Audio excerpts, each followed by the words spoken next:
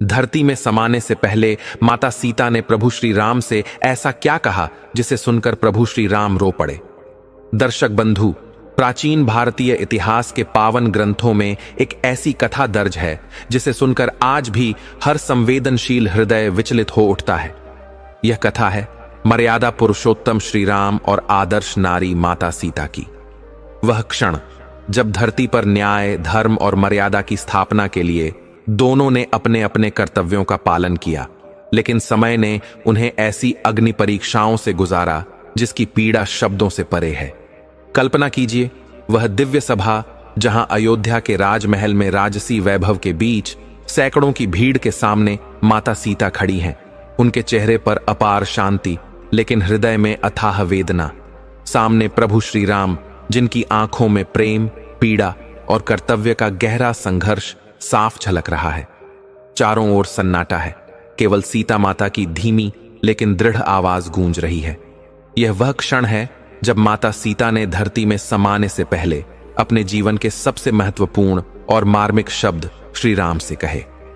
वे शब्द जिन्होंने न केवल श्री राम के हृदय को झकझोर दिया, बल्कि समस्त मानवता को भी सोचने पर मजबूर कर दिया कि प्रेम, त्याग और मर्यादा का अर्थ क्या है। माता सीता के शब्दों में वह वेदना थी जो एक नारी के आत्मसम्मान और स्वाभिमान की गाथा बन गई।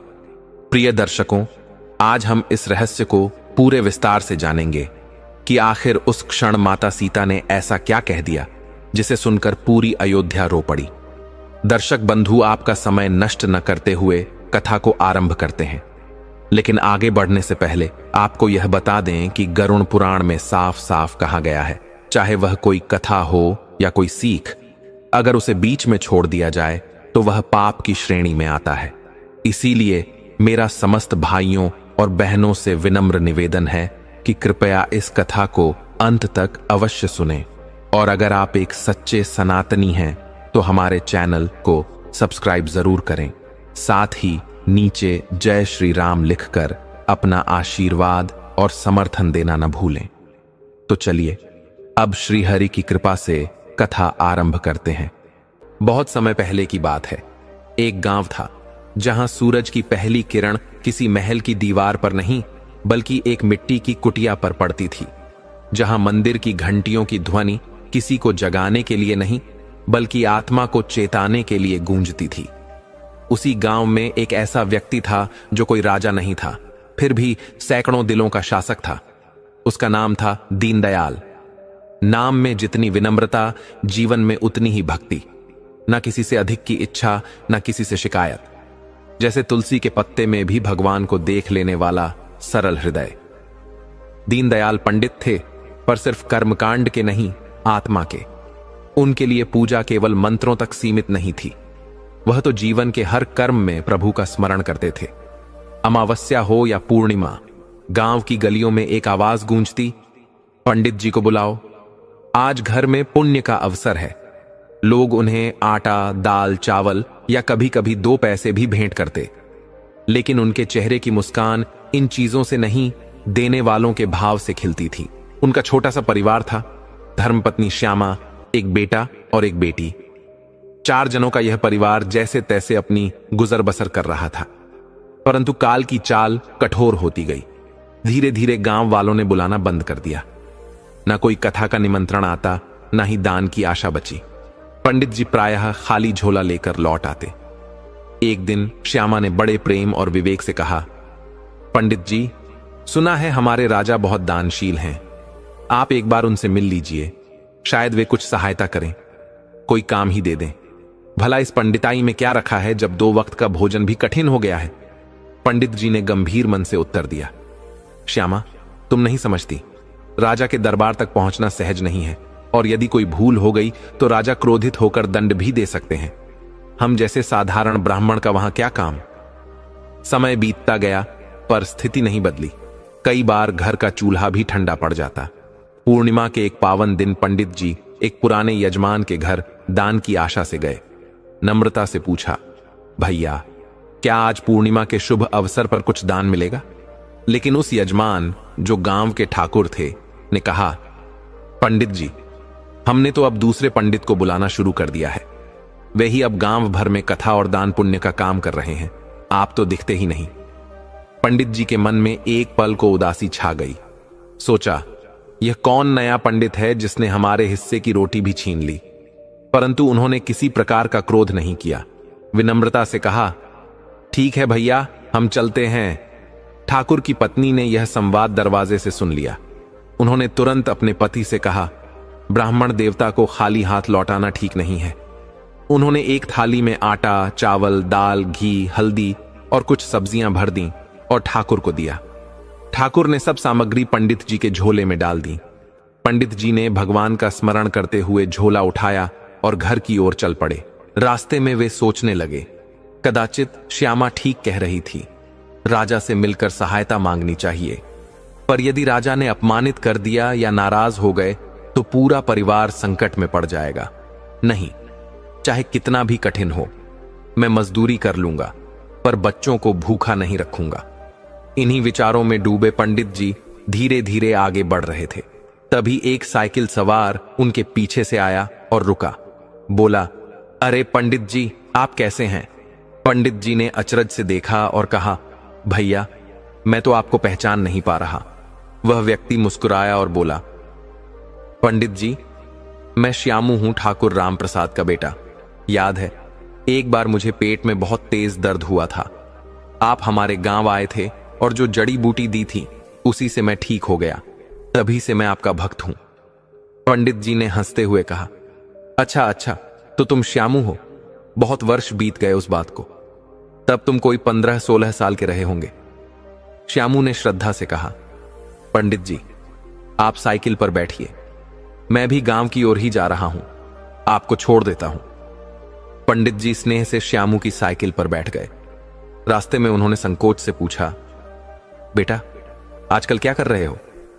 श्यामू ने उत्तर दिया, पंडित जी, हमने शहर में पान की दुकान खोल ली है।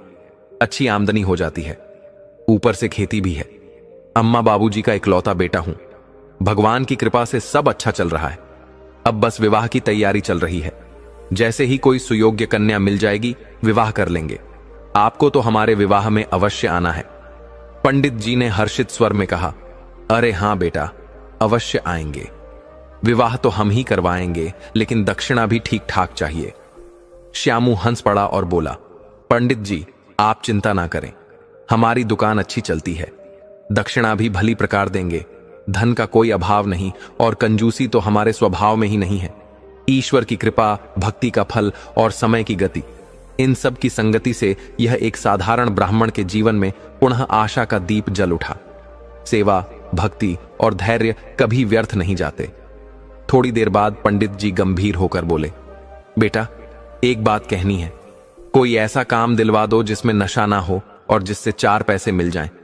इस दान पर निर्भर रहकर घर नहीं चलता। हमारा मन अब नौकरी करने का है। श्यामू ने सहज मुस्कान के साथ कहा, पंडित जी, हमारे शहर में बहुत से व्यापारी हैं। मैं किसी से बात करके आपको दुकान में काम दिलवा दूंगा। वहां आप काम करेंगे और अमावस्या पूनम के दिन अपनी पंडिताई भी करते रहेंगे। इससे आपकी गृहस्थी आसानी से चल जाएगी। पंडित जी ने राहत की सांस ली। ठीक है बेटा, जरूर बात करना, कल से ही काम शुरू कर देंगे। बातों बातों में दोनों गांव पहुंच गए। घर के पास आकर पंडित जी बोले, बेटा, यहीं उतार दो, अब हम घर चलेंगे। श्यामू ने साइकिल से उतारते हुए आदरपूर्वक प्रणाम किया। पंडित जी, जैसे ही बात होती है मैं आपको खबर भेज दूंगा। पंडित जी ने सिर हिलाकर आशीर्वाद दिया और श्यामू अपने काम पर चला गया। पंडित जी जब घर पहुंचे तो उनकी पत्नी श्यामा ने दरवाजे पर ही उनका झोला पकड़ लिया।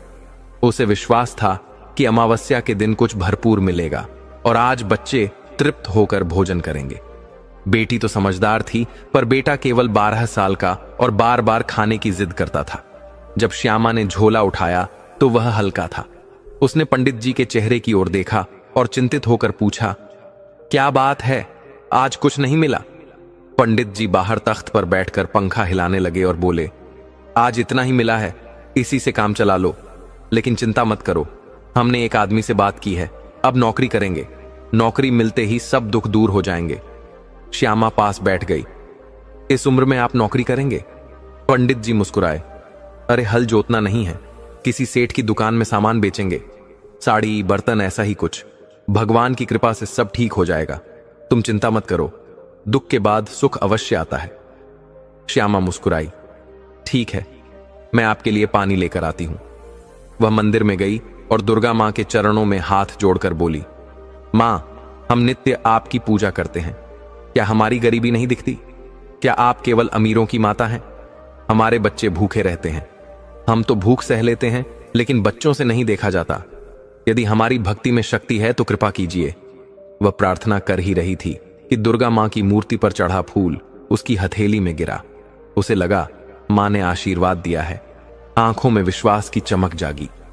उसने मां के चरणों में प्रणाम किया और रसोई में जाकर पानी और गुड़ का कटोरा लेकर पंडित जी के पास आई। लीजिए थोड़ा गुड़ और पानी, अब मैं खाना बनाने जा रही हूं, रात को हम सब मिलकर भोजन करेंगे। पंडित जी बोले, आज तो हमारा पेट भरा है, श्यामू ने नाश्ता करवा दिया था, तुम बच्चों के साथ खा लेना। श्यामा हंसी, हमें बेवकूफ मत बनाइए, जो भी मिला है हम सब मिलकर खाएंगे। कल से नौकरी पर जा ही रहे हैं, तब भरपेट खाएंगे, आज जो है उसमें संतोष करेंगे। पंडित जी ने श्यामा के चेहरे को देखा और मन में सोचा, इस नारी ने कितनी कठिनाइयां देखी हैं, फिर भी इसका साथ कभी कम नहीं हुआ, यही मेरी सच्ची शक्ति है। उस रात श्यामा ने प्रेम से खाना बनाया, बच्चों को भरपेट खिलाया, पर खुद और पंडित जी ने थोड़ा थोड़ा ही खाया।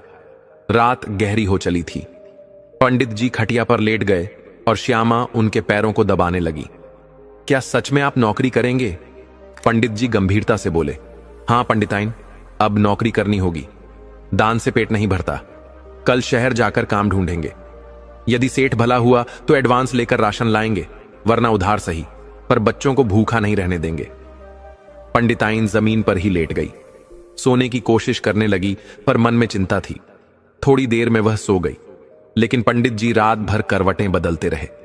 उन्हें चिंता थी कि कैसे बच्चों का जीवन सुधारा जाए। सुबह 4 बजे उठे, धोती और अंगोछा उठाकर नदी किनारे स्नान को चले गए। उनके मन में प्रभु पर अटूट विश्वास था। लौटकर पूजा में बैठे। जब आरती की ध्वनि गूंजी तो पंडितायन की आंख खुली। बाहर आई और पूछा, पंडित जी, आप रात भर सोए नहीं? मुस्कुराकर बोले, सोए थे, बस जल्दी उठ गए, पूजा जल्दी कर ली है, अब शहर जाना है। पंडिताइन ने शक भरी नजर से देखा, आपने दूध निकाला? बोले, हां, अब अदरक की चाय बना दो। पंडिताइन चूल्हे पर गुड़ की चाय चढ़ा देती है, छान कर देती है। सिर्फ चाय पीकर ही जाएंगे? बोले, हां, हमारे पास 10 पैसे हैं, रास्ते में कुछ खा लेंगे, चिंता मत करो। चाय पीकर पंडित जी ने झोला, लाठी उठाई, गले में अंगोछा डाला। शहर जा रहा हूं, बच्चों को अच्छे से खाना खिला देना। पंडिताइन ने सिर हिलाया। दरवाजे से निकलते हुए बोले, जल्दी लौट कर आऊंगा। पंडिताइन का मन भर आया। उसने सोचा, रात भर नींद नहीं आई और अब अकेले शहर जा रहे हैं। वह भी स्नान के लिए निकल गई। लौटकर मंदिर गई और दुर्गा मां से प्रार्थना करने लगी, हे मां, क्या केवल हमारी ही परीक्षा बाकी है? और लोग भी हैं इस संसार में, हमारे छोटे छोटे बच्चे भूखे रहते हैं। पंडित जी इतना तप करते हैं, फिर भी नौकरी खोजनी पड़ती है। यदि आज आपने कृपा नहीं की तो मैं आपकी पूजा नहीं करूंगी। इतना कहकर वह उठी और दृढ़ स्वर में बोली, जब तक हमारे दिन नहीं बदलेंगे तब तक आपकी पूजा नहीं होगी। दिन भर वह घर के कामों में लगी रही, बच्चों को पाठशाला भेजा, खुद भूखी रही, लेकिन मन में आशा और विश्वास था कि भगवान अवश्य राह दिखाएंगे। उधर पंडित जी पैदल चलते चलते शहर पहुंचे। 4 घंटे की यात्रा के बाद देखा कि दुकानें बंद थीं, केवल श्यामू की पान की दुकान खुली थी। पंडित जी वहीं रुके। श्यामू ने बाहर आकर चरण स्पर्श किए। पंडित जी, आप आ गए, आइए बैठिए, मैंने एक सेठ से बात कर ली है, आज ही आपकी नौकरी शुरू करवा दूंगा। पंडित जी ने प्रसन्नता से कहा, ठीक है बेटा, आज से ही हम काम शुरू कर देंगे। कुछ देर बाद सेठ दुकान पर आया। श्यामू ने पंडित जी का परिचय कराया। सेठ जी, यही वे पंडित जी हैं जिनके बारे में मैंने आपसे कहा था। सेठ ने पंडित जी को ऊपर से नीचे तक देखा और पूछा, क्या आपने पहले कभी किसी दुकान में काम किया है? पंडित जी ने विनम्रता से उत्तर दिया, नहीं सेठ जी, हम पंडित हैं। कथा, पूजा पाठ और विवाह के अनुष्ठान करके जो दान दक्षिणा मिलती है उसी से जीवन चलता है। हमने कभी नौकरी नहीं की, यह हमारी पहली नौकरी होगी। सेठ ने असमंजस में श्यामू की ओर देखा और बोले, श्यामू, बुरा मत मानना, लेकिन हमें ऐसा व्यक्ति चाहिए जिसे काम का अनुभव हो। हमारी दुकान में बड़े पैसों का हिसाब किताब होता है। पंडित जी पूजा में निपुण होंगे, पर यह काम संभाल नहीं पाएंगे। हमें क्षमा करें, पर मैं इन्हें नौकरी नहीं दे सकता। पंडित जी यह सुनकर उदास हो गए, लेकिन मौन रहे। श्यामू ने उनके कंधे पर हाथ रखते हुए ढांस बंधाया। आप चिंता मत कीजिए, मैं और प्रयास करूंगा। किसी और दुकान में बात करता हूं, कहीं ना कहीं काम अवश्य मिलेगा। फिर वह पंडित जी को लेकर पूरे बाजार में हर दुकान पर गया, पर कोई भी उन्हें काम देने को तैयार नहीं हुआ। कहीं पहले से नौकर थे तो कहीं मालिक के बच्चे दुकान चला रहे थे। अंततः पंडित जी को कहीं भी नौकरी नहीं मिली। मायूस होकर पंडित जी बोले, श्यामू, हमारा तो भाग्य ही खराब है।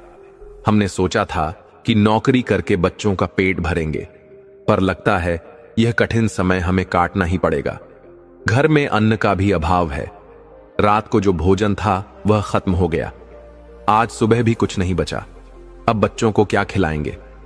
लगता है आज हमें और हमारे परिवार को भूखा सोना पड़ेगा। श्यामू ने दृढ़ता से कहा, नहीं पंडित जी, आपके परिवार को भूखा नहीं सोने दूंगा। चलिए मेरे साथ। वह पंडित जी को पास की राशन की दुकान पर ले गया। वहां से दाल, चावल, आटा, घी, तेल, गुड़, चीनी और बाकी आवश्यक चीजें खरीद कर उन्हें दे दी। लीजिए पंडित जी, यह राशन 2-3 दिन चलेगा। तब तक मैं और कोशिश करूंगा। यदि कोई नौकरी मिली तो तुरंत खबर दूंगा। आप चिंता मत करें। पंडित जी ने कृतज्ञ होकर कहा, बेटा, आज तुमने हमारी बहुत सहायता की है। हम वादा करते हैं कि तुम्हारा यह उपकार कभी नहीं भूलेंगे और तुम्हारा आरण अवश्य चुकाएंगे। श्यामू ने मुस्कुराकर कहा, पंडित जी, कैसी बात करते हैं? यह तो मेरा सौभाग्य है। आपकी वजह से ही तो आज मैं जीवित हूं। इसमें कोई एहसान नहीं। पंडित जी ने कहा, बेटा, ऐसा लग रहा है जैसे तुमने हमें दान दिया है। श्यामू ने सादगी से उत्तर दिया, पंडित जी, आप भी तो दान ग्रहण करते हैं। समझ लीजिए यह भी उसी भावना से दिया गया है। पंडित जी ने हजारों आशीर्वाद देते हुए राशन का झोला उठाया और घर की ओर रवाना हो गए। रात में जब पंडिताइन ने सारे काम समाप्त कर खटिया पर विश्राम किया तो नींद में एक अद्भुत स्वप्न देखा। स्वप्न में एक अत्यंत सुंदर स्त्री लाल साड़ी में गहनों से सजी हुई मोहक मुस्कान के साथ प्रकट हुई। उसे देखते ही पंडिताइन के हृदय में असीम शांति और आनंद फैल गया। वह बोल पड़ी, माता जी, आप कौन हैं? आपका रूप देखकर मन प्रसन्न हो गया। वह दिव्य स्त्री पास आकर बोली, हम वही हैं जिससे तुम नाराज होकर बातें कर रही थी और शिकायत कर रही थी। यह सुनते ही पंडिताइन चौंकी। खटिया से उठकर उनके चरणों में गिरकर फूट फूट कर रोने लगी। हे माता रानी, क्षमा करें, आपके सिवा हमारा और कोई नहीं। क्या एक बेटी अपनी मां से नाराज नहीं हो सकती? मां दुर्गा ने करुणा भरे नेत्रों से उसे देखा और अपने दोनों हाथों से उठाया। स्नेह से कहा, हां पुत्री, नाराज हो सकती हो। तुम्हें हम पर अधिकार है, लेकिन याद रखो, जैसा कर्म होता है वैसा ही फल मिलता है। तुम दोनों के कुछ पूर्व जन्म के कर्मों के कारण यह कठिन समय आया है। चिंता मत करो, हम तुम्हारी मां हैं। यदि तुम हमारी भक्ति करती हो और हम कष्ट दूर न करें तो हमारे होने का क्या अर्थ? मां ने स्नेहपूर्वक कहा, तुम्हें यह कष्ट इसीलिए मिला क्योंकि पूर्व जन्म में तुम दोनों ने किसी को बहुत कष्ट पहुंचाया था। अब इससे उबरने का मार्ग हम बताते हैं। पंडित जी से कहो वे राजा से मिले और बस यही वाक्य कहें, राजा जी, पुण्य की जड़ पाताल में है और कुछ नहीं। पंडिताइन ने हाथ जोड़कर कहा, हे मां, मैं अवश्य कहूंगी, लेकिन पंडित जी मेरी बात नहीं मानते। मां मुस्कुराई, इस बार वे मान जाएंगे। जिस काम के लिए गए थे वह सफल नहीं हुआ। जब तुम आग्रह करोगी वे मान जाएंगे। फिर मां दुर्गा खटिया से उठी और पंडिताइन को आशीर्वाद देते हुए बोली, अब हम चलते हैं पुत्री, तुम हमसे नाराज मत होना। तुम्हारा कार्य पूरा हुआ। अब जीवन में किसी वस्तु की कमी नहीं रहेगी। और हां, अब कभी मत रोना, क्योंकि तुम्हारे आंसू हमें पीड़ा देते हैं। इतना कहकर मां अंतर्ध्यान हो गई। अचानक पंडिताइन की आंख खुली। वह खटिया पर बैठ गई। मन में विचारों का तूफान चल रहा था। क्या सच में मां ने दर्शन दिए? उसने अपना चेहरा छूकर देखा। आंखें और बाल गीले थे। उसे विश्वास हो गया कि यह कोई सामान्य स्वप्न नहीं था, यह तो मां का साक्षात दर्शन था। संध्या समय पंडित जी प्रसन्न मन से लौट रहे थे। दिया बाती का पावन समय था। पंडिताइन ने कुएं से पानी भरा, स्नान किया और घर के मंदिर में मां दुर्गा के चरणों में हाथ जोड़कर खड़ी हो गई। आंखों में श्रद्धा थी, हृदय में कृतज्ञता। हे मां दुर्गा, हमारे कष्ट हरने के लिए कोटि कोटि धन्यवाद, लेकिन आज हमारे पास तेल नहीं है कि दीपक जला सकें। बस हाथ जोड़कर प्रार्थना है, क्षमा करें मां। जब साधन होंगे तब दीप अवश्य जलाएंगे। मंदिर में खड़ी पंडिताइन का मन आज बड़ा प्रसन्न था। सोचने लगी, अब पंडित जी मेरी बात अवश्य मानेंगे। यदि वे नहीं गए तो इस बार उनसे बात नहीं करूंगी। रात गहराने लगी, लेकिन पंडित जी लौटे नहीं। पंडिताइन ने किसी और घर से थोड़ा आटा और घी उधार लिया, बच्चों के लिए रोटियां बनाई और उन्हें घी लगाकर खिलाया। बच्चे सो गए, लेकिन उनकी बड़ी बेटी राधा अब भी जाग रही थी। वह दरवाजे के पास आकर मां के पास बैठ गई और चिंतित होकर बोली, मां, आपने हमें तो खाना खिला दिया, लेकिन आप खुद क्यों नहीं खा रही हैं? पंडिताइन ने स्नेह से राधा की ओर देखते हुए कहा, अरे राधा, तुम अब तक क्यों जाग रही हो? जाओ, सो जाओ। पिताजी जब लौट आएंगे तब हम भी उनके साथ खाना खा लेंगे। अभी तक वे नहीं लौटे हैं, इसलिए मन थोड़ा चिंतित है। रात काफी हो चुकी है और वे अभी तक घर नहीं पहुंचे हैं। राधा ने मां के चेहरे पर चिंता की रेखाएं देख ली थीं। उसने धीमे स्वर में कहा, मां, आप परेशान मत होइए, देखिए पिताजी आ ही रहे होंगे। पंडिताइन ने उसके सिर पर प्यार से हाथ फेरा और कहा, जाओ बेटी, सो जाओ। मैं तुम्हारे पिताजी के आने का इंतजार कर रही हूं। जब वे आएंगे तब हम सब साथ बैठकर भोजन करेंगे। दोनों मां बेटी दरवाजे के पास बैठी प्रतीक्षा कर रही थीं कि अचानक राधा ने दूर किसी को आते देखा। वह उत्साहित होकर बोली, मां, देखो पिताजी आ रहे हैं।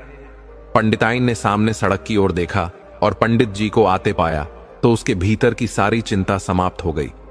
मन प्रसन्नता से भर उठा। उसने राधा से कहा, अब तुम जाओ और सो जाओ। जब हम पिताजी को खाना खिला देंगे तब तुमसे बातें करेंगे। राधा अपने कमरे में चली गई। पंडित जी धीरे धीरे घर में प्रवेश करते हैं और पंडिताइन को जागते हुए देख आश्चर्य से पूछते हैं, अरे तुम अब तक जाग रही हो?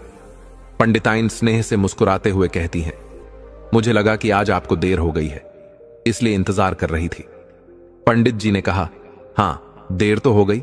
रास्ते में बस यही सोच रहा था कि कहीं बच्चे भूखे तो नहीं सो गए। तभी पंडिताइन की नजर उनके हाथों में झोलों पर गई जो खाने पीने के सामान से भरे थे, लेकिन उनके चेहरे पर प्रसन्नता नहीं थी। पंडिताइन ने झोले ले लिए और पूछा, आज खाने को कुछ नहीं था तो बच्चे भूखे ही सो गए होंगे? पंडित जी ने मुस्कुराकर कहा, नहीं, मैंने सामने वाली पंडिताइन से थोड़ा आटा और घी ले लिया था। रोटियां बनाकर बच्चों को घी के साथ खिला दिया, वे तृप्त होकर सो गए। पंडिताइन ने गंभीरता से कहा, मुझे पता है कि आज आपको कोई काम नहीं मिला। पंडित जी हैरान होकर पूछते हैं, तुम्हें कैसे पता चला? पंडिताइन मुस्कुराकर कहती है, पहले स्नान कर लीजिए, फिर बताती हूं। पंडित जी आंगन में जाकर स्नान करने लगे। उधर पंडिताइन ने चूल्हा जलाकर रोटियां बनानी शुरू की। जलती लकड़ियों का धुआं रसोई में फैल गया। वह सोचने लगी, अगर कुछ पैसे मिल जाएं तो बाहर एक पक्का कमरा बनवा दें और वहां चूल्हा चक्की रख दें। धुआं पंडित जी की आंखों में चला गया और उनकी आंखों से आंसू बह निकले।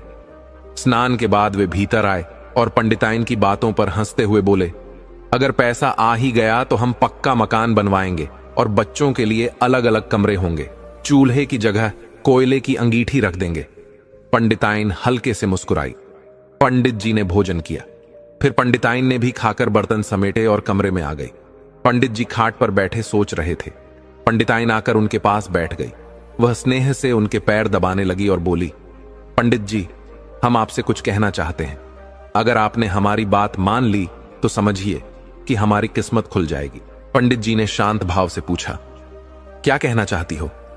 पंडिताइन ने गंभीर स्वर में कहा, आज दोपहर मैंने एक सपना देखा। मां दुर्गा ने स्वप्न में दर्शन दिए और एक मार्ग बताया।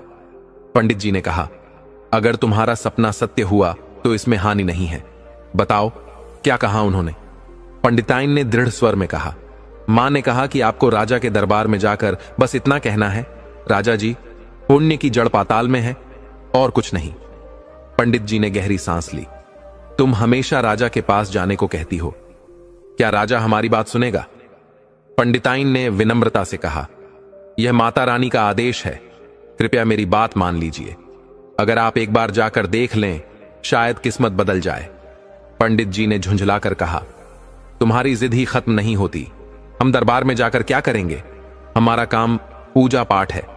पंडिताइन ने पैर दबाते हुए कहा, हम झूठ नहीं बोल रहे, यह माता का स्वप्न है। आप एक बार चले जाइए, धरती नहीं फट जाएगी। यदि कुछ नहीं हुआ तो मैं वादा करती हूं कि दोबारा यह बात कभी नहीं कहूंगी। पंडित जी मुस्कुराए। वैसे जब तुम नाराज होती हो तो तुम्हारा चेहरा और भी सुंदर लगने लगता है।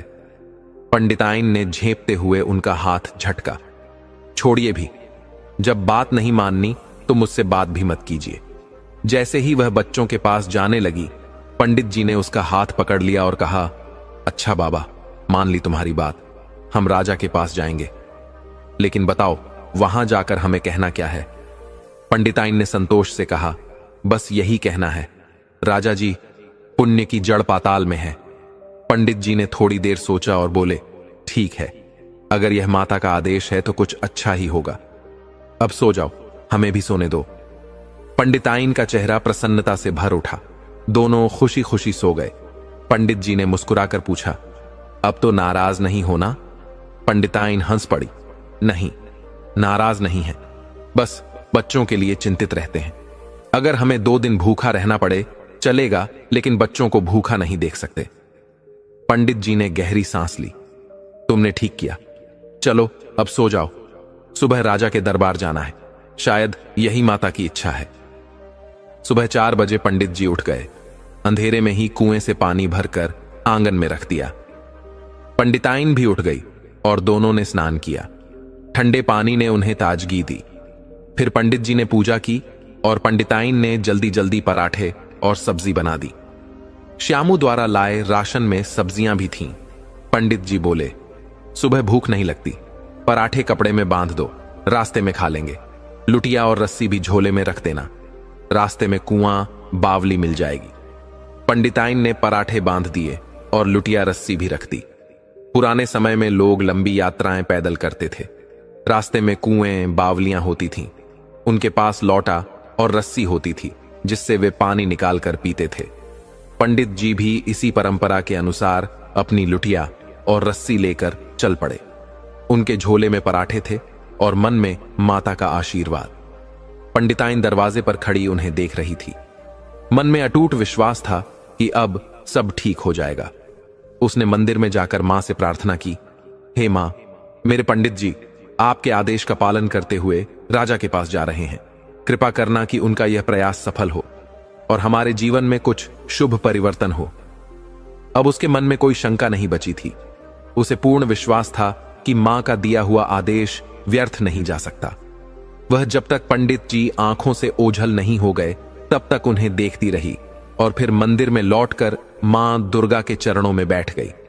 उसने कहा, हे मां, आपने जो स्वप्न में आदेश दिया था, हमने उसका पालन किया है। अब कृपा कीजिए कि यह यात्रा सफल हो, नहीं तो पंडित जी क्रोध में बहुत कुछ कहेंगे। वह मां के चरणों में अश्रुपूरित नेत्रों से प्रार्थना करती रही। उधर पंडित जी रास्ते में चलते हुए बार बार अपने वस्त्रों को देखते रहे। आज उन्होंने वही कुर्ता पहना था जो विवाह के समय का था। 20 वर्ष पहले विवाह हुआ था, लेकिन यह कुर्ता उन्होंने विशेष अवसरों के लिए सहेज कर रखा था। आज राजा के दरबार में जाने के लिए वही विशेष वस्त्र पहन लिया था। लकड़ी के कोयले से गर्म कर उन्होंने बड़े मन से उसे प्रेस किया था। एक भक्त ने उन्हें नया अंगोछा भेंट में दिया था, जिसे पंडित जी ने श्रद्धा भाव से कंधे पर डाल लिया था। माथे पर तिलक, मन में संकोच और डर लिए वे धीरे धीरे आगे बढ़ रहे थे। सोचते जा रहे थे, पत्नी के कहने पर तो राजा के दरबार जा रहा हूं, लेकिन वहां क्या होगा यह कोई नहीं जानता। कभी आज तक राजा से मिलने नहीं गया, अगर मुझे देखते ही बाहर करवा दिया गया तो। पर अब पत्नी की बात मान ली है, जो होगा देखा जाएगा। दोपहर तक पंडित जी महल के पास पहुंच गए। चिंता और भय इतना गहरा था कि उन्होंने रास्ते में ना कुछ खाया न पानी पिया। झोली में पराठे और सब्जी रखी थी, पर भूख प्यास की सुध ही नहीं रही।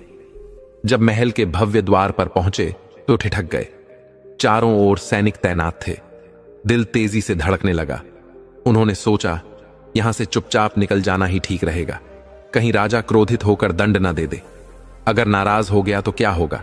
यह सोचकर वे पीछे मुड़ने ही वाले थे कि तभी उन्हें अपने बच्चों के मासूम चेहरे याद आ गए। सोचने लगे, अगर वापस चला गया तो बच्चे भूखे रहेंगे, माता रानी का आदेश अधूरा रह जाएगा। यह विचार आते ही साहस लौट आया। गहरी सांस लेकर महल की ओर बढ़े। विशाल गेट पर पहुंचे तो देखा दरवाजे सोने चांदी से जड़े हुए थे और सुंदर कलाकृतियों से सजे थे। वे अभिभूत हो गए। तभी एक सैनिक ने उन्हें देख लिया। मां दुर्गा की कृपा से वहां तक पहुंचे थे, लेकिन जब सैनिक उनकी ओर बढ़ा तो माथे पर पसीना छलक आया। मन में भय समा गया। यह सैनिक मुझे पकड़कर दरबार में ले जाएगा और राजा जाने क्या करेगा, शायद सूली चढ़ा दे। लेकिन जैसे ही सैनिक पास आया, उसने हाथ जोड़कर प्रणाम किया।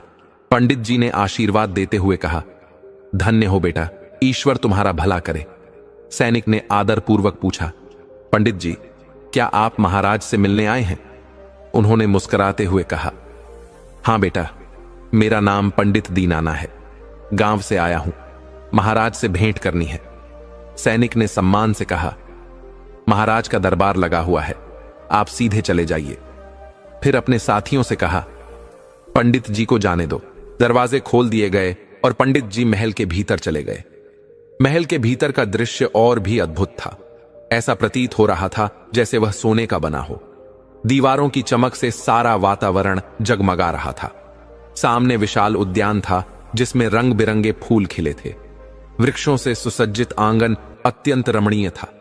पहली बार इतने भव्य स्थान पर आए पंडित जी विस्मित रह गए।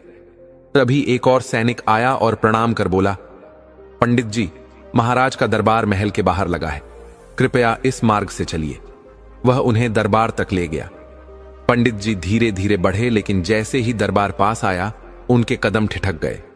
सामने ऊंचे स्थान पर राजा का सिंहासन था, नीचे दरबारी और मंत्रीगण। राजा को देखने के लिए गर्दन ऊपर उठानी पड़ रही थी। वे द्वार पर ही खड़े रहे, डर और संकोच से भरे हुए। मन में मां दुर्गा का स्मरण किया और सोचा, अब लौटने का कोई प्रश्न नहीं। जब इतना आ ही गया हूं तो जो होगा देखा जाएगा। माथे का पसीना पहुंचा और निडर होकर दरबार में प्रवेश कर गए।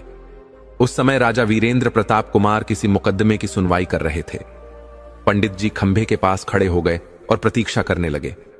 मुकदमा समाप्त हुआ, जय जयकार गूंज उठी। पंडित जी दरबार में आगे बढ़े। सफेद धोती, कुर्ता, कंधे पर अंगोछा, आंखें झुकी हुई, बार बार पसीना पोंछते हुए। राजा ने उन्हें देखा और कहा, पंडित जी, स्वागत है।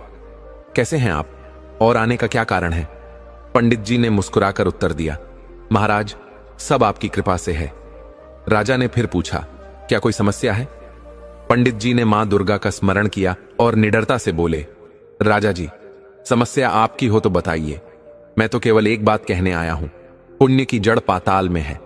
यह कहते ही उनके भीतर एक दिव्य साहस उतर आया। मां की कृपा उन पर थी। राजा ने ध्यानपूर्वक उनकी बात सुनी और गहराई से उस पर विचार किया। बिना कोई प्रश्न किए मंत्री को संकेत दिया, पंडित जी को एक थैली अशर्फियां दी जाएं। मंत्री ने वैसा ही किया और सोने की अशर्फियों से भरी थैली उन्हें सौंपी। पंडित जी ने हाथ जोड़कर पूछा, महाराज, क्या अब हम जा सकते हैं? राजा ने मुस्कुराकर कहा, हां पंडित जी, जब आपकी कोई समस्या नहीं तो आप जा सकते हैं। पंडित जी ने आशीर्वाद के साथ राजा को प्रणाम किया और दरबार से बाहर निकले। उनके कदम मानो धरती पर नहीं पड़ रहे थे। वे शहर के बाजार पहुंचे। सबसे पहले राशन खरीदा, दाल, चावल, आटा, घी और मसाले। फिर बच्चों के लिए कपड़े और चप्पलें, पत्नी के लिए रंग बिरंगी साड़ियां और अपने लिए भी 2 जोड़ी वस्त्र ले लिए। फिर भी अशर्फियों की थैली भारी ही रही। उन्होंने मां दुर्गा को धन्यवाद दिया और तांगे वाले से कहा, भैया, गांव छोड़ दो, कितना किराया होगा? तांगे वाले ने आदर से कहा, पंडित जी, आप ब्राह्मण हैं, हम कैसे किराया लें? जो इच्छा हो दे दीजिए। पंडित जी तांगे में बैठे और संतोष से भरे गांव की ओर चल पड़े। ऐसा सुख उन्हें जीवन में कभी नहीं मिला था। जब गांव पहुंचे, तांगे वाले ने उन्हें घर के पास उतारा। उन्होंने धन्यवाद कहकर उसकी हथेली पर कुछ पैसे रखे। तांगे वाला प्रसन्न हुआ और बोला, पंडित जी, नाम रघु है, जब भी शहर जाना हो मुझे याद करना, किसी से भी पूछ लेना। पंडित जी ने आशीर्वाद दिया और झोले उठाकर घर की ओर बढ़े। पड़ोसी आश्चर्य से देख रहे थे। पंडित जी तांगे से आए हैं, झोलों में सामान भरे हैं, जरूर राजा ने नौकरी दे दी होगी। पंडित जी के चेहरे पर शांति और प्रसन्नता थी। दरवाजे पर पहुंचे तो श्यामा ने मुस्कुराकर स्वागत किया और दरवाजा बंद कर दिया। पंडित जी बोले, अरे दरवाजा क्यों बंद कर रही हो? श्यामा ने धीरे से कहा, आज पड़ोसी देख रहे थे, कहीं नजर न लग जाए। सुना है नजर लगने से सारी खुशियां चली जाती हैं। पंडित जी मुस्कुरा उठे। आज इतने दिनों बाद घर में हंसी की गूंज सुनाई दे रही है।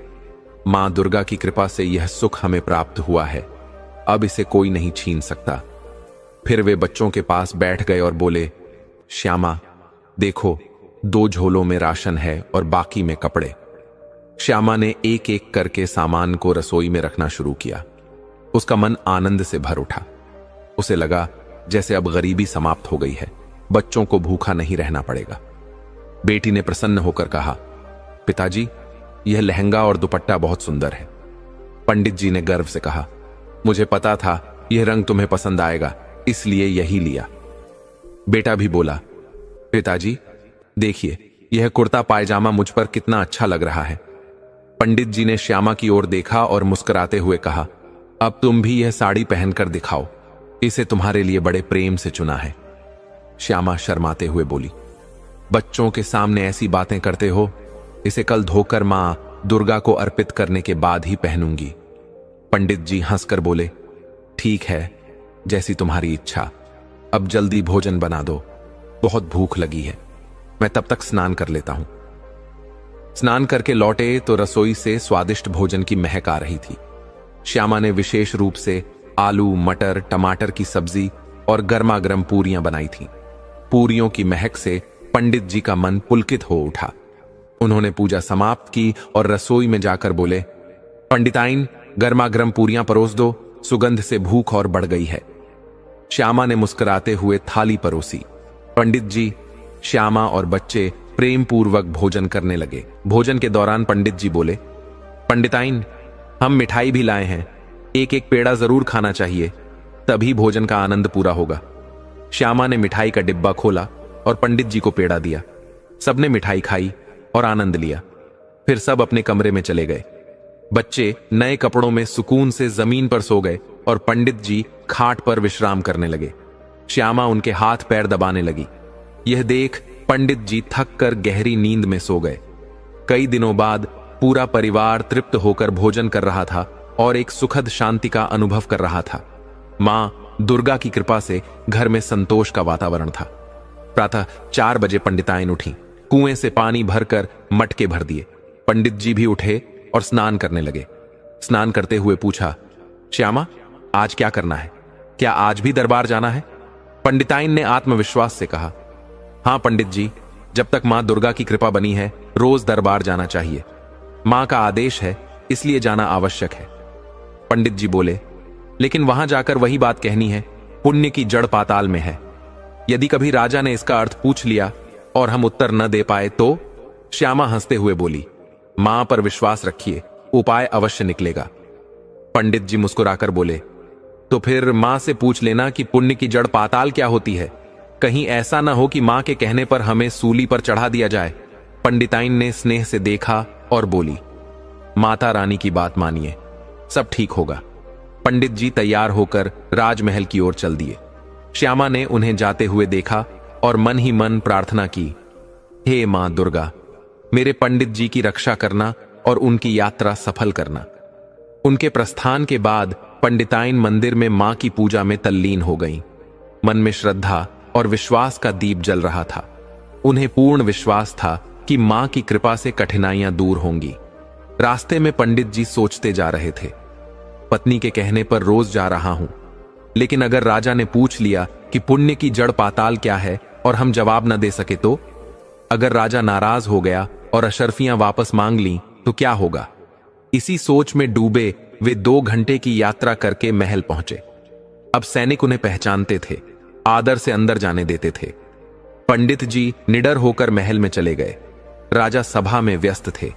जैसे ही सभा समाप्त हुई, पंडित जी ने वही बात दोहराई। राजा जी, पुण्य की जड़ पाताल में है। राजा ने बिना पूछे मंत्री से कहा, पंडित जी को 2 थैली अशर्फियां दे दी जाएं। मंत्री ने आज्ञा मानी। यह सिलसिला महीनों तक चलता रहा। पंडित जी रोज जाते, वही बात कहते और राजा अशर्फियां दे देते। धीरे धीरे पंडित जी का जीवन बदलने लगा। कच्चा घर पक्का हो गया। नौकर चाकर आ गए। गायों की देखभाल के लिए आदमी रख लिया। रसोई के लिए ब्राह्मण महिला। अब सब अच्छे भोजन का आनंद लेने लगे और नरम बिस्तरों पर सोने लगे। लेकिन इस सुख में भी पंडित जी को एक बात सताने लगी। यदि कभी राजा ने पूछ लिया कि इसका अर्थ क्या है और हम जवाब न दे सके तो? यदि राजा अशर्फियां वापस मांग ले तो? एक रात पंडित जी बोले, श्यामा, अब हमारा घर बन गया है, नौकर भी हैं, क्यों ना बिटिया के लिए अच्छा रिश्ता खोजा जाए। श्यामा ने कहा, कैसी बातें करते हो पंडित जी, अभी वह 11 साल की है, थोड़ा रुकिए, 12 की हो जाने दीजिए। पंडित जी नाराज हो गए। तुम कुछ नहीं समझती। जिस दिन राजा ने पूछ लिया पुण्य की जड़ पाताल क्या है, उस दिन सब छिन जाएगा। अगर अशर्फियां बंद हो गईं तो हम सूली पर चढ़ा दिए जाएंगे और तुम भी जेल जाओगी। श्यामा हंसते हुए बोली, ठीक है, तुम जेल में खाना खा लेना, राजा भूखा तो नहीं मारेगा। पंडित जी चादर ओढ़ते हुए बोले, हां, मजा तो तुम्हें ही आता है।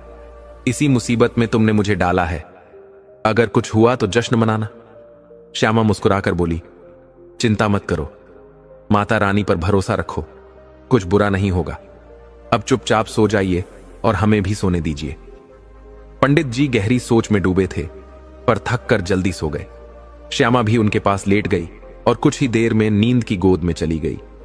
यही दिनचर्या बन गई थी। पंडित जी रोज दरबार जाते, सिर झुकाकर वही वाक्य दोहराते, पुण्य की जड़ पाताल में है, और राजा उन्हें अशर्फियों की थैली दे देते।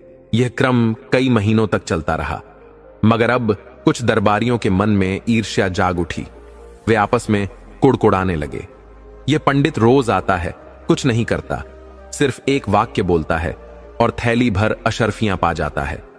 राजा भी कितना भोला है, कभी पूछता ही नहीं कि इसका अर्थ क्या है। उसी समय राजा का पुत्र राजकुमार उसी मार्ग से गुजर रहा था। उसने दरबारियों की बातें सुनी, मगर किसी ने उसे नहीं देखा। वह चुपचाप अपने कक्ष में चला गया, बिस्तर पर लेट गया और गहरे विचारों में डूब गया।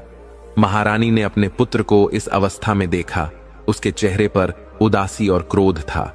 वह पीछे पीछे गई, लेकिन राजकुमार ने द्वार बंद कर लिया और सेवकों से कह दिया, यदि कोई पूछे तो कह देना मैं सो रहा हूं, कोई परेशान न करे। महारानी चुपचाप अपने कक्ष में लौट गईं और चिंता में डूब गईं। आखिर हमारे राजकुमार को क्या हो गया है? शाम को जब राजा अपने कक्ष में आए, उन्होंने महारानी के चेहरे पर चिंता देखी और पूछा, क्या बात है रानी, इतनी चिंतित क्यों हो? महारानी बोली, महाराज, आज राजकुमार ने स्वयं को कक्ष में बंद कर लिया है, किसी से बात नहीं कर रहा। कृपया आप जाकर देखें कि उसे क्या व्यथा है। राजा ने गंभीरता से सोचा, पुत्र को क्या चिंता हो सकती है। तभी राजकुमार ने माता पिता के सामने अपना क्रोध प्रकट किया। मैं आज नगर भ्रमण पर गया था और कुछ ऐसी बातें सुनी जिन्होंने मन को विचलित कर दिया। फिर पूछा, क्या कोई पंडित दीनाना आपके दरबार में आता है?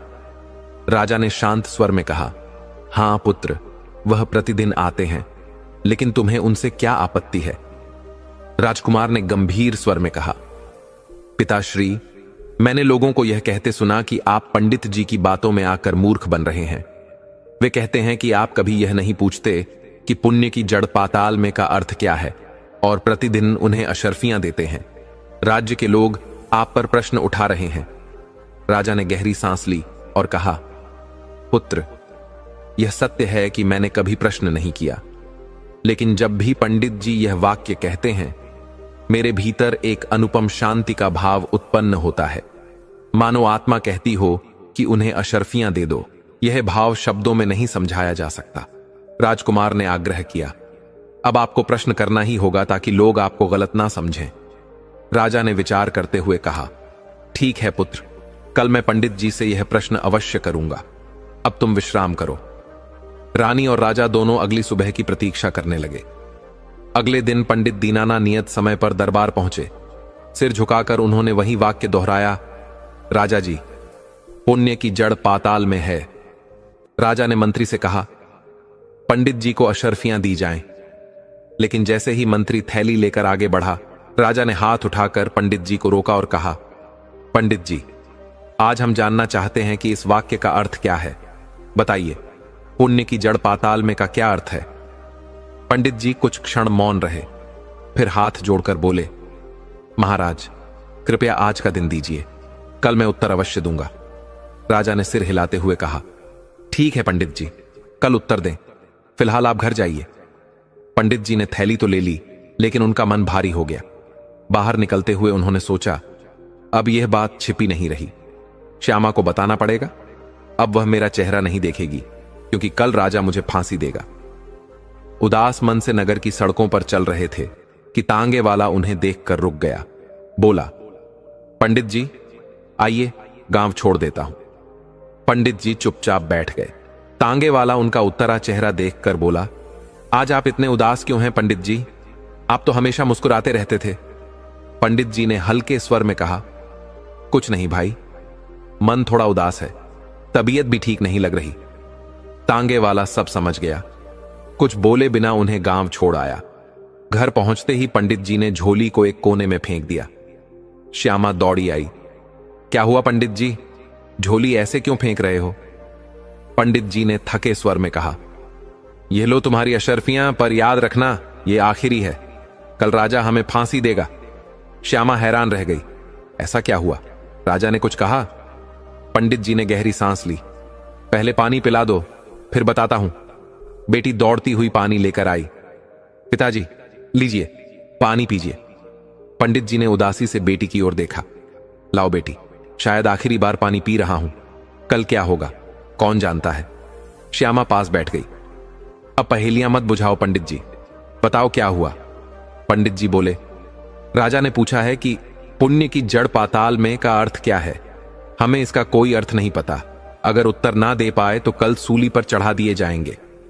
अब बताओ क्या करें। श्यामा मुस्कुराकर बोली, पंडित जी, बस इतनी सी बात के लिए आप परेशान हैं। पहले स्नान कर लीजिए, मैं गर्मागर्म भोजन परोसती हूं, फिर बताऊंगी राजा को क्या उत्तर देना है। पंडित जी हैरान हुए। तुम उत्तर बताओगी? श्यामा ने आत्मविश्वास से कहा, हां, पहले स्नान कर लीजिए। उन्होंने स्नान किया, पूजा की, और तब तक श्यामा ने स्वादिष्ट भोजन परोस दिया। सभी ने प्रेम पूर्वक भोजन किया। भोजन के बाद पंडित जी अपने कक्ष में गए, खाट पर लेटे और गहरी नींद में सो गए। जब श्यामा कमरे में आई, पंडित जी के खर्राटे सुनकर मुस्कुराई। मन में कहा, लगता है चिंता समाप्त हो गई है। स्वयं से बोली, कल सुबह हम पंडित जी को बताएंगे कि राजा को क्या कहना है, क्या दिखाना है। मां दुर्गा की कृपा से सब अच्छा ही होगा। सुबह होते ही पंडित जी उठे, पर चिंता अभी भी बनी हुई थी। क्या श्यामा सच में उत्तर बता पाएगी? श्यामा ने नाश्ता लाकर सामने रखा। लीजिए पंडित जी, आज आपके मनपसंद का नाश्ता बनाया है। श्यामा ने मुस्कुराकर देखा, पर पंडित जी का चेहरा गंभीर था। उदासी से बोले, मुझे नाश्ता करने का मन नहीं है। अब बताओ, पुण्य की जड़ पाताल में, इसका अर्थ क्या है, और हम राजा को क्या बताएं? श्यामा ने फिर मुस्कुराकर कहा, पहले आप नाश्ता कर लीजिए, फिर सब बताती हूं। पंडित जी ने थाली में रखा मीठा चीला उठाया और खाते हुए बोले, श्यामा, हमें और परेशान मत करो, हम पहले ही बहुत चिंतित हैं। श्यामा शांत भाव से बोली, आपको बस राजा को सुंदर तालाब तक ले जाना है और वहां पहुंचकर आंखें बंद कर कहिए, पुण्य की जड़ पाताल में है। फिर जो होगा आप और राजा दोनों देखेंगे। पंडित जी ने गहरी सांस ली। समझ लो, हम सूली पर चढ़ने जा रहे हैं। अगर तुम्हारी बात गलत निकली तो हमें फांसी दी जा सकती है, लेकिन अगर यह सच निकला तो हम अमीर हो जाएंगे और कोई हमारा बाल भी बांका नहीं कर सकेगा। श्यामा ने आत्मविश्वास से कहा, मां दुर्गा पर विश्वास रखिए, मां कभी अपने भक्तों पर से कृपा का हाथ नहीं हटाती। पंडित जी ने झोला उठाया और बोले, चलो, मां का नाम लेकर हम चलते हैं, अब सब कुछ उनके हाथ में है। पंडित जी के जाने के बाद श्यामा घर के मंदिर में गई। मां दुर्गा की मूर्ति के सामने हाथ जोड़कर बोली, हे मां रानी, सब कुछ आपकी कृपा पर है। आपने ही स्वप्न में हमें मार्ग दिखाया, वही हमने पंडित जी को बताया है। अब हमारे पंडित जी की रक्षा करना। पंडित जी जब दरबार पहुंचे तो वहां उपस्थित सभी लोग उन्हें देखकर मुस्कुरा रहे थे। वे समझ गए लोग व्यंग कर रहे हैं। मन ही मन बोले, हे मां दुर्गा, अब सब कुछ आपके ही हाथों में है। तभी एक दरबारी ने घोषणा की, राजा साहब दरबार में पधार रहे हैं। राजा आए, सिंहासन पर विराजमान हुए। पंडित जी ने हाथ जोड़कर प्रणाम किया। राजा मुस्कुराए और बोले, आज हम आपके पुण्य की जड़ पाताल का अर्थ जानना चाहते हैं, कृपया बताइए। पंडित जी ने निवेदन किया, राजा साहब, पुण्य की जड़ पाताल बताने की नहीं, अनुभव करने की चीज है। कृपया आप और दरबारी हमारे साथ सुंदर तालाब चलिए। राजा ने सबको शांत किया और कहा, हम पंडित जी के साथ चलेंगे, जो भी चाहे साथ आ सकता है। रथ तैयार हुआ। पंडित जी को रथ में बैठाकर काफिला सुंदर तालाब की ओर चला। तालाब का वातावरण अत्यंत मनोहर था। फूल, फल, शीतल हवा, कमल के फूल, रंग बिरंगी चिड़ियां। मंत्री बोले, यह स्थान अत्यंत सुंदर है, मानो कोई दिव्य स्थल हो। पंडित जी ने कहा, राजा साहब, आइए तालाब के किनारे चलें। वहां जाकर पंडित जी ने आंखें बंद कर ऊंची आवाज में कहा, पुण्य की जड़ पाताल में है। तभी तालाब का पानी सूख गया और भीतर से एक सुनहरी सीढ़ी प्रकट हुई। पंडित जी ने राजा की ओर देखा, आइए इस सीढ़ी से नीचे उतरते हैं। राजा ने मंत्रियों से कहा, आइए देखें पुण्य की जड़ का रहस्य क्या है। पंडित जी मन ही मन मां दुर्गा का स्मरण करते हुए आगे बढ़े। सीढ़ियों के अंत में सभी दंग रह गए। वहां एक भव्य नगर था, सोने, हीरे, मोतियों से सजा हुआ। राजा विस्मित होकर बोले, पंडित जी, यही है पुण्य की जड़ पाताल? पंडित जी ने सिर हिलाया, हां महाराज। राजा ने पूछा, यह नगर किस महान राजा का है? पंडित जी ने एक स्थानीय व्यक्ति से पूछा। वह बोला, ब्राह्मण देवता, यह नगर उस महान राजा का है जो पृथ्वी पर अनगिनत पुण्य कर रहा है। जब वह इस जीवन से विदा होगा तब यहां शासन करेगा। राजा ने पूछा, वह कौन है? उस व्यक्ति ने मुस्कुराकर कहा, स्वयं प्रताप नारायण। यही नगर उनके लिए बनाया जा रहा है। राजा ने पंडित जी की ओर देखा। पंडित जी ने मुस्कुराकर कहा, राजा साहब, अब आपने पुण्य की जड़ पाताल का अर्थ जान लिया है। तालाब के बाहर आने पर पुनः पानी भर गया, कमल फिर खिले। राजा ने रथ में पंडित जी को बैठाया और नगर लौटते हुए मंत्री को आदेश दिया, पंडित जी के लिए प्रतिदिन एक रथ और सिपाही नियुक्त किए जाएंगे। गांव में पंडित जी राजसी ठाठ में लौटे। जिन्हें कभी पंडित जी की चिंता न थी, वे अब उन्हें प्रणाम कर रहे थे, परंतु पंडित जी विनम्र रहे। जब वे घर पहुंचे तो श्यामा दरवाजे पर मुस्कुराते हुए मिली। रथवाला बोला, पंडित जी, कल फिर आएंगे, तैयार रहिएगा। पंडित जी ने मुस्कुराकर श्यामा से कहा, गर्म पानी तैयार करो, आज मन है स्नान करें और मां दुर्गा की पूजा करें। स्नान कर उन्होंने मां दुर्गा की मूर्ति के सामने हाथ जोड़ दिए। हे मां, आपने हमारी लाज रखी, आपका कोटि कोटि धन्यवाद। दूसरे दिन फिर पंडित जी राजमहल पहुंचे। राजा ने सोने चांदी की थैलियां दी। अब पंडित जी नगर के धना व्यक्तियों में गिने जाते थे, पर हृदय में विनम्रता बनी रही। एक दिन राजा ने कहा, पंडित जी, आज हम शिकार पर जा रहे हैं, क्या सफलता मिलेगी? पंडित जी मुस्कुराकर बोले, सफलता अवश्य मिलेगी, लेकिन हम एक विनती करते हैं। राजा ने कहा, कहिए पंडित जी। पंडित जी बोले, आप अवश्य वन जाएं, पर कृपया किसी मासूम जीव की हत्या न करें। ये भी प्राणधारी हैं, इन्हें भी जीने का अधिकार है। जैसे आपने राज्य में मृत्यु दंड पर रोक लगाई, वैसे ही इन बेजुबानों को भी शिकार के नाम पर मृत्यु देना उचित नहीं है। दया और करुणा ही राजा का सबसे बड़ा धर्म होता है।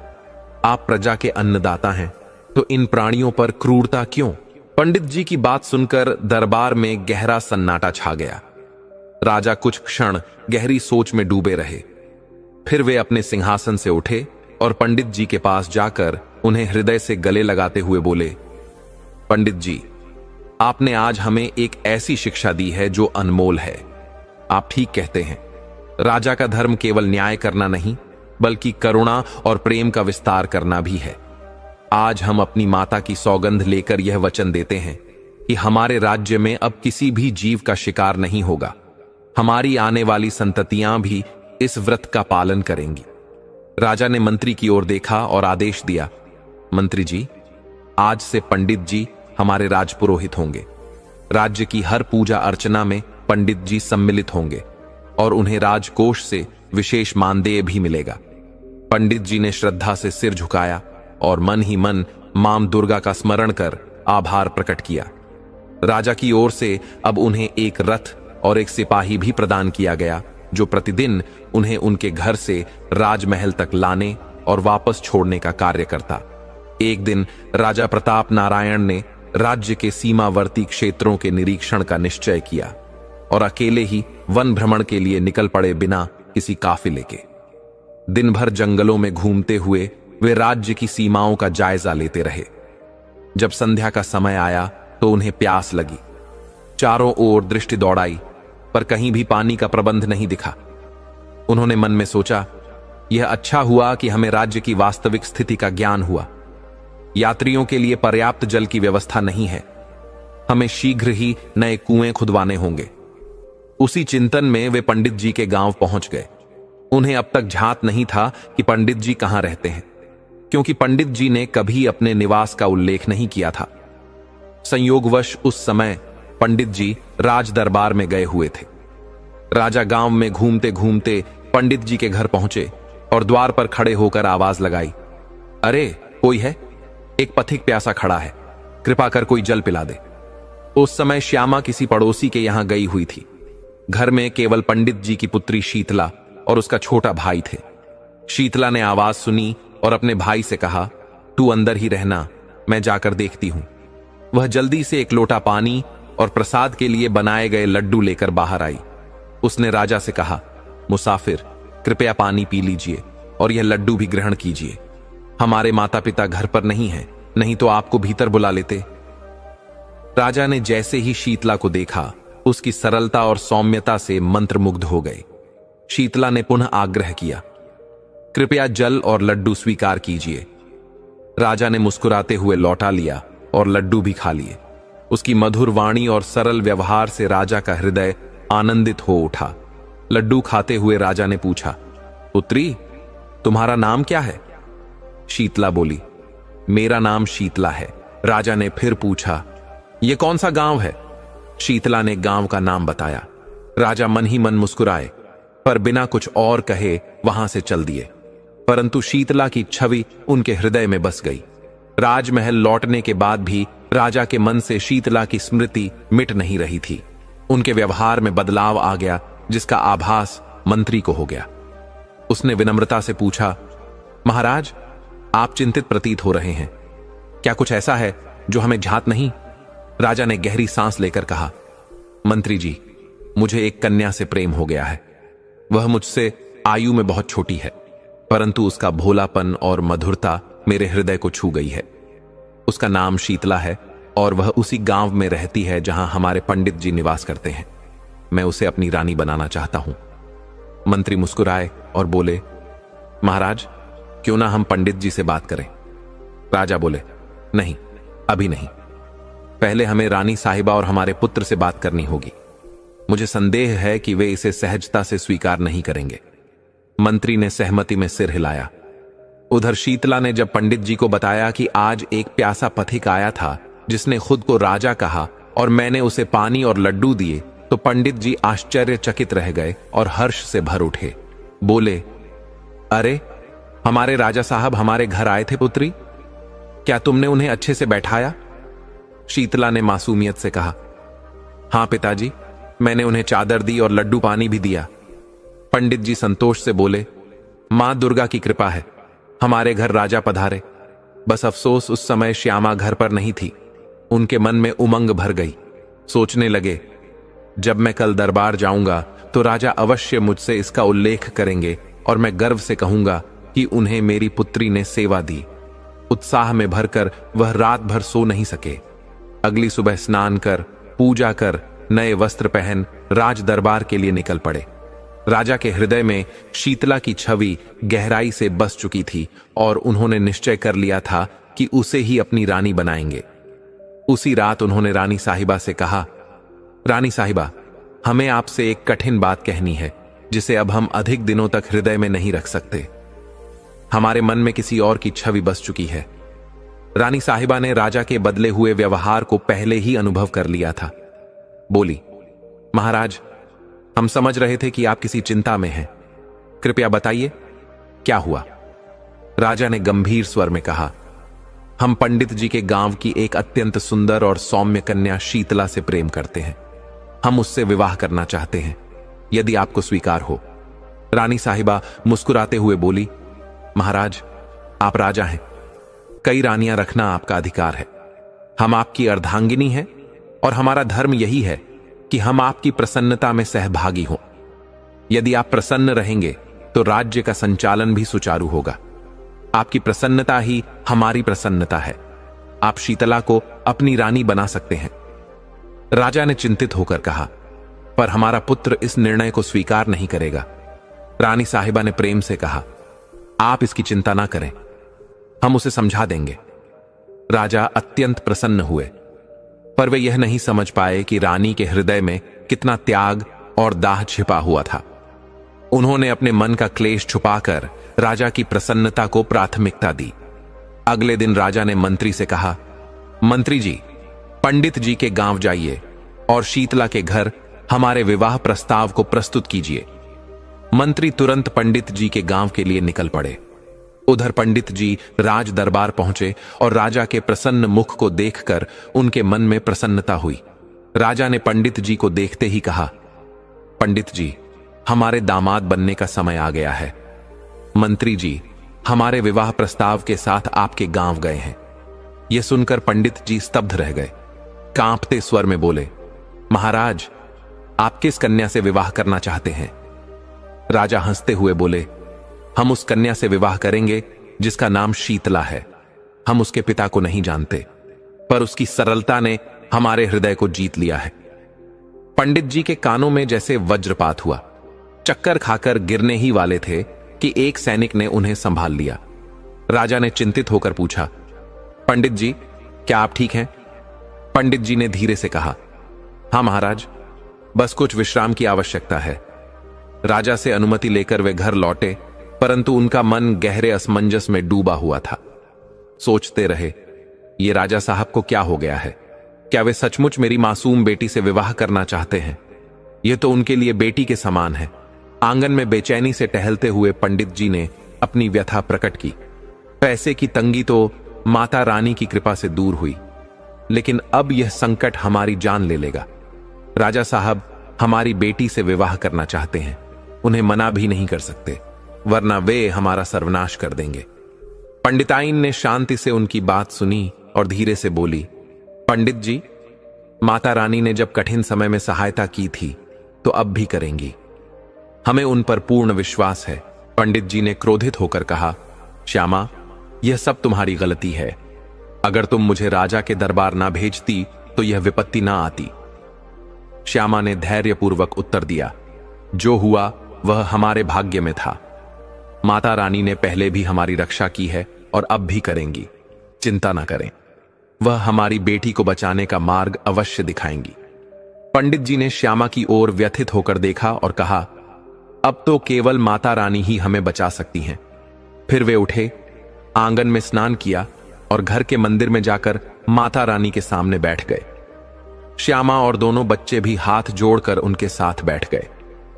पंडित जी ने माता रानी की मूर्ति के सामने कहा, माता रानी, आपने यह कौन सी विपत्ति हमें दी? अब केवल आप ही इस संकट से मुक्ति दिला सकती हैं। कोई ऐसा मार्ग दिखाइए कि राजा साहब हमारी बेटी से विवाह का विचार त्याग दें। यदि यही प्रस्ताव राजा अपनी बेटी के लिए लाते तो हम सहर्ष अपनी बेटी का विवाह कर देते, पर अब हम असहाय हैं।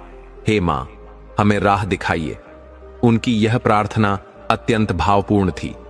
पूरा परिवार मूर्ति के सामने झुका था और उनके हृदय में भक्ति और आशा का दीप जल रहा था। उस रात किसी ने भोजन नहीं किया। सभी अपने अपने कक्षों में चले गए, लेकिन चिंता ने किसी को चैन से सोने नहीं दिया। श्यामा सोने का प्रयास कर रही थी, तभी माता रानी ने उसे स्वप्न में दर्शन दिए।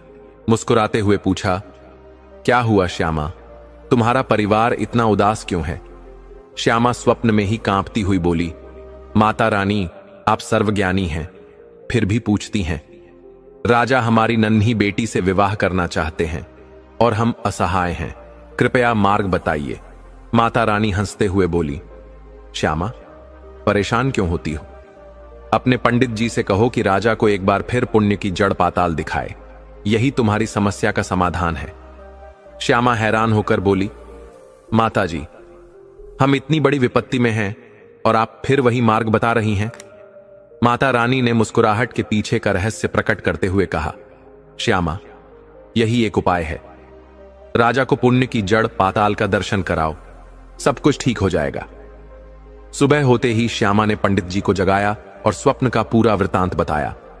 पंडित जी ने गंभीरता से सुना और कहा, यदि माता रानी ने स्वयं यह मार्ग बताया है तो वही सही है। पंडित जी ने स्नान कर पूजा की और महल की ओर प्रस्थान किया। दरबार पहुंचकर उन्होंने कहा, महाराज, मैं एक विशेष प्रस्ताव लेकर आया हूं, कृपया एक बार फिर हमारे साथ पुण्य की जड़ पाताल का दर्शन करें। राजा ने थोड़ी हैरानी से देखा, फिर बोले, पंडित जी, हम आपके साथ चलने को तैयार हैं। पंडित जी और राजा अपने दरबारियों के साथ सुंदर तालाब पहुंचे। पंडित जी ने प्रार्थना की और फिर कहा, पुण्य की जड़ पाताल में है। उसी क्षण तालाब का जल सूख गया और सोने की सीढ़ियां प्रकट हुईं। राजा और दरबारी विस्मय से देख रहे थे। पंडित जी बोले, महाराज, आइए पाताल के नगर का दर्शन करें। पाताल में प्रवेश करते ही दिव्य नगर का दृश्य दिखा। वहां शांति, आनंद और दिव्यता का अनुभव हुआ। तभी एक दिव्य पुरुष प्रकट हुए और बोले, महाराज, सच्चा पुण्य वही है जो मन को शुद्ध करे, दूसरों के हित में हो। किसी की इच्छा के विरुद्ध कार्य करना अधर्म है। सच्चा राजा वह है जो हर जीव को सम्मान और सुरक्षा दे। राजा का हृदय इन वचनों से द्रवित हो गया। उन्होंने पंडित जी की ओर देखा और कहा, अब हम शीतला को अपनी बेटी के समान मानेंगे और उसका विवाह किसी योग्य युवक से करेंगे। आपका परिवार सदा सुरक्षित रहेगा। पंडित जी ने माता रानी का हृदय से धन्यवाद किया। राजा ने वादा किया कि शीतला के विवाह की सारी जिम्मेदारी राज्य उठाएगा। पंडित जी महल से लौटे और श्यामा को यह शुभ समाचार सुनाया। पूरा परिवार खुशी से झूम उठा। सबने मिलकर माता रानी के चरणों में झुककर धन्यवाद दिया। शीतला का विवाह धूमधाम से संपन्न हुआ और पंडित जी ने अपने जीवन को भक्ति और सेवा में समर्पित कर दिया। माता रानी की कृपा से उनका परिवार संकट से मुक्त हुआ और सुख शांति से जीवन व्यतीत करने लगा। पंडित जी ने यह जाना कि सच्ची भक्ति और विश्वास से हर समस्या का समाधान संभव है। माता रानी की कृपा से उनके जीवन में आनंद और संतोष का वास बना रहा। प्रिय भक्तों, इस दिव्य कथा के माध्यम से माता सीता ने कलयुग के समस्त मानवों के लिए 3 अमूल्य सीखें दी हैं, जो इस जीवन के हर कठिन मोड़ पर मार्गदर्शक बन सकती हैं। आइए जानें वे 3 सीखें जो पंडित दीनदयाल के परिवार की कथा में अंतर्निहित हैं और जिन्हें स्वयं धरती की बेटी माता सीता के अंतिम वचनों में अनुभव किया जा सकता है। पहली सीख, सच्चा पुण्य वही है जो आत्मा को शुद्ध करे, न कि केवल बाह्य आडंबर से पूजित हो। जैसे पंडित जी वर्षों तक पूजा पाठ करते रहे, परंतु जब जीवन संकट में आया तब देवी की परीक्षा आरंभ हुई। उन्होंने तब भी छल नहीं किया, लालच नहीं दिखाया, बल्कि अपने श्रम, सेवा और संकल्प से प्रभु का स्मरण किया। यह हमें सिखाता है कि पुण्य का अर्थ केवल कर्मकांड नहीं है। पुण्य वह है जो दूसरों को सुख दे, जो समर्पण से जन्मे और जिसमें कोई छल न हो। यही शिक्षा सीता माता ने अपने अंत समय में दी थी कि सच्चा धर्म भीतर से होता है, उसका संबंध आत्मा की शुद्धता से है, न कि समाज की वाहवाही से। दूसरी सीख, स्त्री का त्याग, धैर्य और आस्था ही परिवार की असली नींव होती है। श्यामा, जो एक सामान्य स्त्री है, वही संकट के समय में अपने पति की शक्ति बनती है। वही मां दुर्गा से लड़ती है, रोती है, झगड़ती है और अंततः उन्हें पुकारती है। यही स्त्री शक्ति है जो हर युग में परिवार की रक्षा करती है। माता सीता ने भी यही कहा था, जब तक नारी अपने आत्मबल, प्रेम और आस्था के बल पर खड़ी है, तब तक संसार सुरक्षित है। वह चाहे वनवास हो या अग्नि परीक्षा। सीता हर बार पुरुष के मोह और समाज की कुरीतियों से ऊपर उठकर आत्मसम्मान की मिसाल बनती है। उसी प्रकार श्यामा भी अपने प्रेम, साहस और मां के स्वप्न पर अटूट विश्वास से पूरे परिवार को उद्धार की ओर ले जाती है। तीसरी सीख, राजा वही होता है जो करुणा और न्याय में संतुलन रखे और जो सभी प्राणियों के प्रति समान दृष्टि रखे। राजा प्रताप नारायण का हृदय परिवर्तन यह दर्शाता है कि सत्ता का सबसे बड़ा गुण करुणा है। जो राजा प्रजा, ब्राह्मण, स्त्री और यहां तक कि पशु तक को प्रेम से देखे, वही राजधर्म के योग्य होता है। माता सीता ने अपने अंतिम वचनों में श्री राम से यही कहा था, राजा का धर्म केवल नीति नहीं, करुणा है। राजसी गौरव तभी फलता है जब वह पीड़ित की पुकार सुन सके। हे दर्शक बंधु, यह कथा केवल पंडित दीनदयाल की नहीं, यह हम सबकी आत्मा की यात्रा है। आज जब कलयुग में धर्म का स्वरूप धुंधला हो रहा है, जब स्त्री को त्याग समझा जा रहा है और जब राजधर्म केवल राजनीति बन चुका है, तब माता सीता की ये 3 अमूल्य शिक्षाएं हमें पुनः धर्म, सेवा और आस्था के मार्ग पर खड़ा करती हैं। दर्शक बंधु, ये कथा अभी यही समाप्त नहीं होती। अब हम जानेंगे कि सीता माता के पृथ्वी में समा जाने से पहले उन्होंने श्री राम से ऐसा क्या कहा जिसे सुनकर सारे अयोध्यावासी रो पड़े। दर्शक बंधु, जब माता सीता पृथ्वी पुत्री होकर पुनः अपनी जननी धरती माता की गोद में समा गईं, परंतु उससे पहले जो उन्होंने कहा वह केवल एक स्त्री की व्यथा नहीं थी, वह युगों का शोक, स्त्री जाति की अस्मिता और मां के रूप में दिया गया अंतिम वचन था, जिसने पूरी अयोध्या को रुला दिया। वह दिन था जब श्री राम ने जनसभा में माता सीता से कहा, यदि तुम पवित्र हो तो इस धरती को साक्षी मानकर स्वयं अपने शुद्ध चरित्र का प्रमाण दो। माता सीता ने मंद मुस्कान के साथ राम की ओर देखा।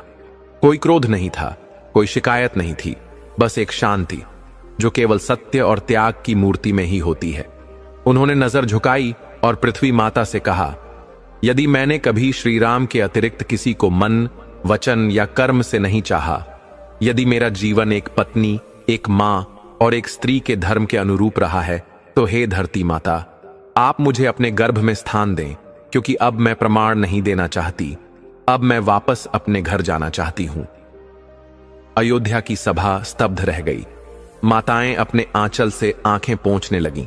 आर्ष मुनि मौन हो गए और श्री राम, जिन्होंने जीवन में कभी हार नहीं मानी थी, आज वे सीता की मौन प्रतीक्षा में हार गए।